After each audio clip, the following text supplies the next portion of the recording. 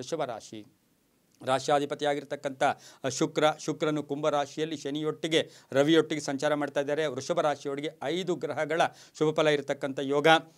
ಆಕಸ್ಮಿಕವಾಗಿ ಆರ್ಥಿಕ ಲಾಭ ಆಗ್ತಕ್ಕಂಥದ್ದು, ಆಕಸ್ಮಿಕವಾಗಿ ಕಾರ್ಯಸಿದ್ಧಿ ಆಗ್ತಕ್ಕಂಥದ್ದು, ಹಾಗೆ ಆರೋಗ್ಯದಲ್ಲಿ ಚೇತರಿಕೆ ಕಾಣ್ತಕ್ಕಂಥದ್ದು, ಹೊಸ ಆಲೋಚನೆಗಳು ಬರ್ತಕ್ಕಂಥದ್ದು, ಜಗಳಗಳಿಂದ ಅಥವಾ ಕಲಹಗಳಿಂದ ಮುಕ್ತಿ ಪಡೀತಕ್ಕಂಥದ್ದು, ಭೂಮಿಯ ಆಸ್ತಿ ವಿವಾದ ಇತ್ಯರ್ಥ ಆಗ್ತಕ್ಕಂಥದ್ದು, ಸಾಲ ಮಂಜೂರಿ ಆಗ್ತಕ್ಕಂಥದ್ದು, ಹೊಸ ಅಂಗಡಿ ಇರ್ಬೋದು, ಹೊಸ ಸಂಸ್ಥೆ ಇರ್ಬೋದು, ಸ್ಥಾಪನೆ ಮಾಡೋಕ್ಕೆ ಪ್ರಯತ್ನ ಪಡ್ತಕ್ಕಂಥದ್ದು, ಧಾರ್ಮಿಕ ಕಾರ್ಯಗಳಲ್ಲಿ ಭಾಗಿಯಾಗ್ತಕ್ಕಂಥದ್ದು, ಅಧ್ಯಯನದಲ್ಲಿ ಆಸಕ್ತಿ ಮೂಡ್ತಕ್ಕಂಥ ಯೋಗ, ಉದ್ದಿಮೆದಾರರಿಗೆ ಒಳ್ಳೆಯದಾಗ್ತಕ್ಕಂಥದ್ದು, ವೃತ್ತಿಪರ ಶುಭ ಆಗ್ತಕ್ಕಂಥ ಯೋಗ, ಸರ್ಕಾರಿ ನೌಕರರಿಗೆ ಒಳ್ಳೆಯದಾಗ್ತಕ್ಕಂಥ ಯೋಗ ಕೂಡ ಇರುತ್ತೆ. ವಾಹನ ಯೋಗ ಕೂಡ ತುಂಬ ಚೆನ್ನಾಗಿರುತ್ತೆ.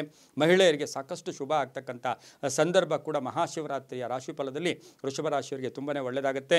ಇವರು ಬಿಳಿ ಮತ್ತು ಹಸಿರು ಬಣ್ಣವನ್ನು ಉಪಯೋಗಿಸ್ಕೊಳ್ಳಿ. ಮಹಾಶಿವರಾತ್ರಿಯ ಫಲಾಫಲಗಳನ್ನು ನಾವು ನೋಡೋಕೆ ಹೋದಾಗ ಈ ಫಲಗಳು 45 ದಿವಸ ಇರತಕ್ಕಂಥ ಸಾಧ್ಯತೆ ಇರೋದ್ರಿಂದ ಬಿಳುಪು ಮತ್ತು ಹಸಿರು ಬಣ್ಣ ಉಪಯೋಗಿಸ್ಕೊಳ್ಳಿ. ದಕ್ಷಿಣ ದಿಕ್ಕಿನ ಪ್ರಯಾಣ ಶುಭಕರವಾಗಿರುತ್ತೆ. ಅದೇ ರೀತಿ ಈ ರಾಶಿಯವರು ಶಿವನಿಗೆ ಮೊಸರಿನ ಅಭಿಷೇಕವನ್ನು ವೃಷಭ ರಾಶಿಯವರು ಮಾಡಿಸಿದ್ದೆ ಆದರೆ ಕಷ್ಟಗಳೆಲ್ಲ ತೊಲಗೋಗ್ತಕ್ಕಂಥದ್ದು, ಆರೋಗ್ಯದಲ್ಲಿ ಚೇತರಿಕೆ, ಅದೃಷ್ಟ ಕೂಡಿ ಬರ್ತಕ್ಕಂಥ ಸಾಧ್ಯತೆ ಇರುತ್ತೆ. ಓಂ ಶ್ರೀಕಂಠಾಯ ನಮಃ, ಓಂ ಶ್ರೀಕಂಠಾಯ ನಮಃ ಈ ಮಂತ್ರವನ್ನು ಜಪ ಮಾಡ್ಕೊಳ್ಳಿ. ತಮ್ಮ ಅದೃಷ್ಟ ಸಂಖ್ಯೆಗಳು 7 ಮತ್ತು 5 ಆಗಿರುತ್ತೆ. ತುಂಬಾ ಒಳ್ಳೆಯದಾಗುತ್ತೆ.